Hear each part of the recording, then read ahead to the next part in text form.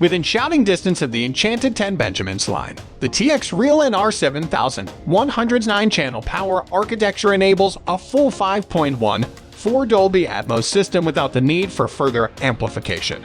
The TX-NR7100, an ordinary AV receiver, has more functions than Jimmy and Rosalind have peanuts. Start with the HDMI connectors, which are the most perplexing. The 6 main HDMI inputs on the receiver are all listed by Onkyo as being version 2.1. However, only the first 3 inputs and 2 outputs offer 40 Gbps bandwidth. The other inputs have a 24 Gbps maximum.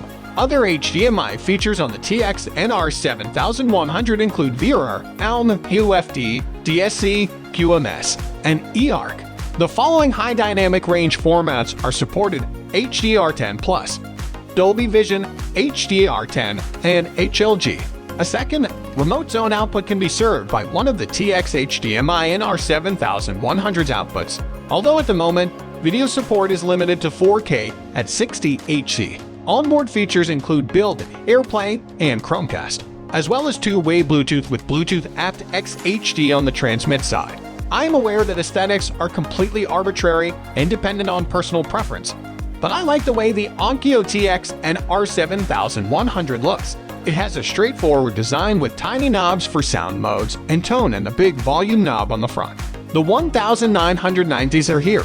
Push buttons on the front panel are used for both or selection and tuning to AM or FM. On the front of the device, Onkyo added 6.35mm and 3.5mm headphone outputs, a room correction mic input, and an HDMI 2.0 connection. Here's where I'll make my first little complaint.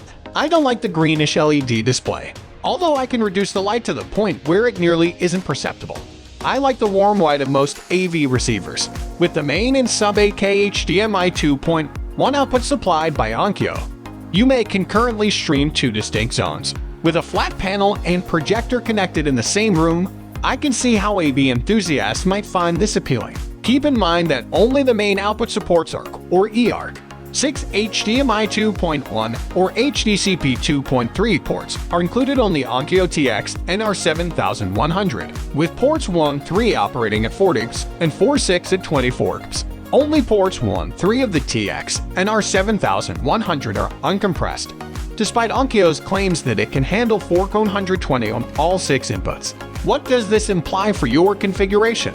I tested my LG B9 with my Xbox Series X on every port and received 4K120 on every one of them. The 5-way binding posts are present on all 9 channels. You may power zones 2 and 3 with the help of the surround back and high channels, or you can biamp your front right and left speakers. The remaining speaker connections consist of 2 subwoofer pre-outs. Your base management will treat them as a single subwoofer because the Onkyo TX-NR7100 lacks dual independent subwoofer pre-outs. It does not, however, include pre-outs for additional external amplification. Therefore, the TX-RZ50 is your only choice with Onkyo if you require pre-outs for external amplification and up to 11 channels of processing. There are sufficient Zone 2 outputs and user-assignable analog audio inputs. Both component and composite video inputs are available on the TX-NR7100.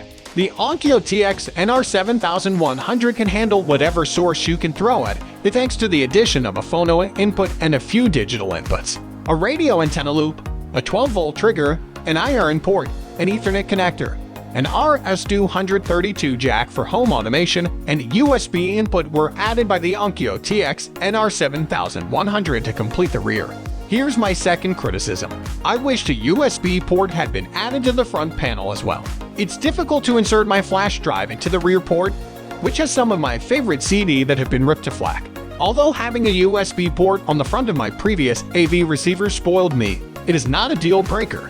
I don't really have any significant problems with the Onkyo TX-NR7100, it just functions. I'm not an enthusiast who enjoys having complete control over every element of their setup. This AV receiver strikes the ideal balance between control and usability. It should be appealing to both new and seasoned AV lovers, in my opinion. People who desire a plug-and-play option and a lot of flexibility over their setups will both be drawn to the addition of Dirac and Aku EQ. The Onkyo TX-NR7100 setup using the mobile apps is challenging and will annoy even die-hard fans. If I had to pinpoint a weak point, the Onkyo TX-NR7100 is great. It was simple to set up, has tons of features and power, is MAX and THX certified, has the HDMI 2.1 problem fixed, and also has some really potent room correction. That's it for today's video. I hope you enjoyed this video, and please like it if you did. If you're new here, click the subscribe button. Wishing you all the best until the next video.